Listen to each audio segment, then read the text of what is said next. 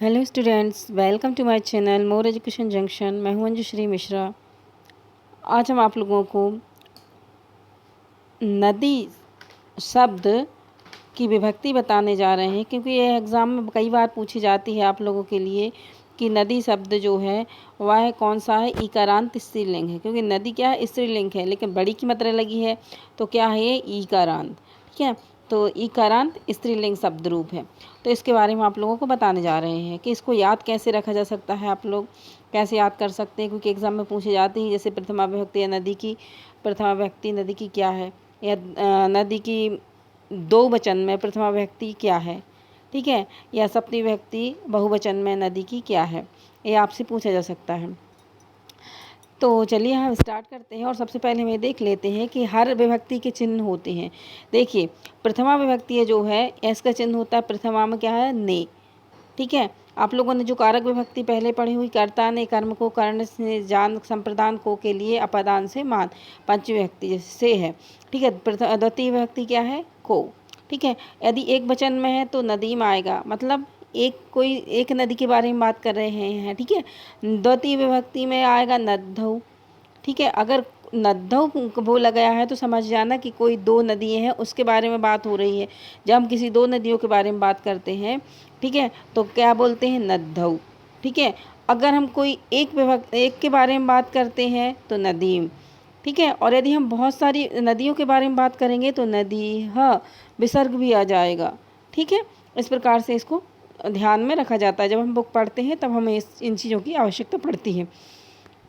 तो चलिए हम स्टार्ट करते हैं। तो देखिए, सबसे पहले प्रथमा विभक्ति में देखो ने है, द्वितीय विभक्ति है को, ठीक है, तृतीय विभक्ति से, चतुर्थी के लिए, पंचमी जो से है, षष्ठी का, और सप्तमी में पर, और संबोधन है। ठीक है, तो हम ये जान लेते हैं कि जैसे जो प्रथमा विभक्ति होती है, जैसे ये विभक्ति है, हमने प्रथमा विभक्ति में जैसे एक वचन में नदी है, या दो वचन में नद्धौ है, या बहुवचन में नद्धा है, तो ये तीनों क्या होते हैं कि जो जो चीज़ प्रथम विभक्ति में होती है वही चीज़ लास्ट में संबोधन में ही लिखी जाती है। ठीक है, हे नदी ही छोटी की मात्रा लगेगी, हे नद्धो, हे नद्धौ। ठीक है, इस प्रकार से चलिए हम स्टार्ट करते हैं। पहले तो प्रथम विभक्ति में हम देख लेते हैं इसके प्रथमा विभक्ति जैसे नदी, ठीक है, द्वितीय नदीम, तृतीय नद्धा, चतुर्थी नद्धई, पंचमी नद्धा, षष्ठी नद्धा, सप्तमी नद्धाम, और संबोधन हे नदी। ठीक है, तो हम इसको एक बार देख लेते हैं कि इसको हम कैसे याद कर सकते हैं। तो आपको प्रथमा द्वितीय तृतीय चतुर्थी, ठीक है, तो हम पहले प्रथमा द्वितीय तृतीय, ठीक है, प्रथमा द्वितीय तृतीय चतुर्थी, तीन लेंगे, चार लेंगे। ठीक है, नदी नदीम नद्धा नद्धई, नदी नदीम नद्धा नद्धई, नदीम नदीम नद्धा नद्धई, इस प्रकार से। ठीक है, हम इसको चार चार इसको अब फिर हम पंचमी विभक्ति से लेंगे, नद्धा नद्धा नद्धाम नदी, नद्धा नद्धा नद्धाम नदी, नद्धा नद्धा नद्धाम नदी। पंचमी षष्ठी इसकी एक जैसी होगी। ठीक है, तो इसको एक बार फिर देख लेते हैं। नदी नदीम नद्धा नद्धई, नद्धा नद्धा नद्धाम हे नदी। ठीक है, नदी, पहले नदी, दूसरा नदीम, तीसरा नद्धा, फिर नद्धई। ठीक है, नदी नदीम नद्धा नद्धई, नद्धा नद्धा नद्धाम हे नदी। इस प्रकार से हम पहली विभक्ति को आप याद कर लेना, इस प्रकार से याद कर लेंगे तो आपसे बनेंगे। ठीक है, अब हम आए द्वितीय वचन में। अब द्वितीय वचन में यदि पूछा ऐसे ही जाता है कि द्वितीय वचन की जो है चतुर्थी विभक्ति क्या है। ठीक है, तो इस प्रकार से हमें याद करेंगे। यदि हम एक एक विभक्ति याद करेंगे, एक वचन की करेंगे, फिर द्विवचन की करेंगे, फिर बहुवचन की करेंगे, तो हमें ये चीज़ दिमाग में हमारे बनी रहेगी। ठीक है, एक सीधी सीधी याद करेंगे तो हमें याद नहीं हो पाएगी, हम भूल जाएंगे। ठीक, चलिए देखते हैं इसका सेकंड वाला। अब देखिएगा, इसमें सेकंड जो है नद्धौ नद्धौ, ये दोनों एक हैं। ठीक है, प्रथमा द्वितीय एक ही है, नद्धौ नद्धौ। अब देखिए, नदीभ्याम नदीभ्याम नदीभ्याम, तो इसकी तृतीय चतुर्थी एक है। ठीक है, और लास्ट में देखिए नद्धो नद्धो। ठीक है, तो नद्धो भी किसकी है विभक्ति इसमें? संबोधन में। ठीक है, तो इसमें संबोधन ये आगे पंचमी और षष्ठी आएगी, नद्धौ षष्ठी और सप्तमी नद्धो नद्धो आएगी। थोड़ा इसमें मिसप्रिंट हो गया है, तो कौन सी आएगी? नद्धो नद्धो आएगी, नद्धो नद्धो षष्ठी और सप्तमी। संबोधन में आ जाएगा हे नद्धौ। ठीक है, तो आप यहाँ पर लिख लीजिएगा सप्तमी विभक्ति में यहाँ थोड़ा सा मिसप्रिंट हो गया है, तो यहाँ पर आएगी संबोधन जो हम लोग लिखेंगे वह लिखेंगे नद्धौ, इस प्रकार से। ठीक है, चलिए तो इसको हम एक बार देख लेते हैं। इनके सिर्फ हमें याद करना है, 3 शब्द याद करना है। नद्धौ नद्धौ प्रथमा द्वितीय, नद्धौ नद्धौ तृतीय चतुर्थी पंचमी। तृतीय चतुर्थी पंचमी क्या आ जाएगी? नदीभ्याम नदीभ्याम नदीभ्याम। सप्तमी षष्ठी और सप्तमी नद्धो नद्धो नद्धो नद्धो विसर्ग आएगा। ठीक है, नद्धो नद्धो। तो इसको तो आपसे बन ही जाएगी आँख बंद करके कि प्रथमा द्वितीया में नद्धौ नद्धौ, तृतीय चतुर्थी पंचमी में आ जाएगा नदीभ्याम नदीभ्याम नदीभ्याम, और षष्ठी सप्तमी में आ जाएगा नद्धो नद्धो, और संबोधन में हमने आपको बताया था वह क्या आ जाएगा? ऊपर का रहता है जो नद्धौ। ठीक है, चलिए हम देख लेते इसके बहुवचन। अब देखिए बहुवचन में हम देखते हैं, चलिए जी छोटा कर लेते हैं। हाँ, प्रथमा में देखिए नद्धा, है ना। जब कभी भी ये चीज़ आप याद रखिएगा हमेशा कि जब किसी भी शब्द में यदि आ की मात्रा लगी हुई है और विसर्ग लगा हुआ है तो वह चीज़ किस में होगी? बहुवचन में होगी। ठीक है, वह किस में होगी? बहुवचन में होगी। कौन सा? प्रथमा बहुवचन होगा। कोई ऐसा शब्द जो होगा, जैसे हम नदी की पढ़ रहे हैं तो ये क्या है? ईकारांत स्त्रीलिंग है। तो ईकारांत स्त्रीलिंग के ऐसे शब्द होते हैं कि उसमें जैसे प्रथमा व्यक्ति जो होगी आ की मात्रा लगी और विसर्ग लगा है तो प्रथम विभक्ति का होगा बहुवचन में।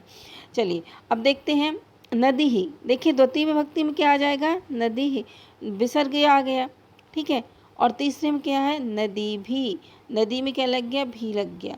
कभी भी आप देखना, कभी भी नदी भी आए या कोई भी शब्द में भी लगा हो लास्ट में तो आप समझिएगा ये बहुवचन की तृतीय विभक्ति है।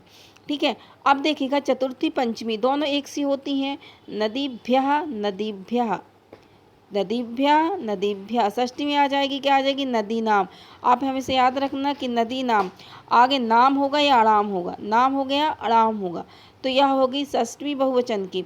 और सप्तमी में हमेशा नदीषु, मतलब सा में छोटू की मात्रा लगा रहेगा, चाहे सा वाला ए वाला सा हो, ए वाला सा हो, ठीक है, या ए वाला सा हो, इनमें क्या लगा रहेगा? नदी सू लगा रहेगा। ठीक है, तो लास्ट में सप्तमी में कौन सी विभक्ति रहेगी? सू। जहाँ पर सू लिखा लगा रहे तो आप समझ जाएगा बहुवचन की सप्तमी विभक्ति है। ठीक है, और आखिरी में तो आ जाएगा आपका संबोधन में नद्धा।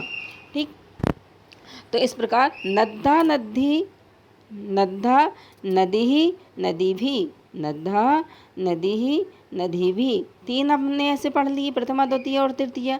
नद्धा नदी नदी भी, नद्धा नदी नदी भी। अब चतुर्थी पंचमी एक से हो जाएगी, नदीभ्यः नदीभ्यः। षष्ठी हमने आपको बताया नदी नाम, और सप्तमी हो जाएगा नदीषु। नद्धा नदी नदी भी, नदीभ्यः नदीभ्यः नदीनां नदीषु। नद्धा नदी नदी भी, नदीभ्यः नदीभ्यः नदीनां नदीषु। इस प्रकार से। ठीक है, अब हम आगे चलते हैं। देखो इसको एक साथ हम पढ़ते हैं। ठीक है, प्रथमा द्वितीय और बहुवचन। चलिए सबसे पहले हमने प्रथमा व्यक्ति पढ़ी थी, तो नदी नदीम नद्धा नद्धई नद्धा नद्धा नद्धाम, हे नदी। ठीक है, नदी में किसी छोटी की मात्रा आ जाएगी। आगे देखो, नद्धौ नद्धौ नदीभ्याम नदीभ्याम नदीभ्याम, तो 2 में आएगा नद्धौ नद्धौ नदीभ्याम नदीभ्याम नदीभ्याम, नद्धो नद्धो, और क्या आ जाएगा लास्ट में संबोधन में? हे नद्धौ। ठीक है, बहुवचन का देखिए, नद्धा नद्धी नदी भी, नद्धा नद्दी नदी भी, नदीभ्यः नदीभ्यः नदीनां नदीषु, हे नद्धा। जो ऊपर लिखा गया है प्रथमा विभक्ति में वही आपका संबोधन होगा। ठीक है, तो ये चीज़ आपको याद रखनी है कि हमारा जो पहला जो प्रथमा जो विभक्ति होगी उसका जो पहला वाला जो विभक्ति होगी वही हमारे संबोधन में आएगी और हमें स्टार्टिंग में सिर्फ क्या लगना है, हे।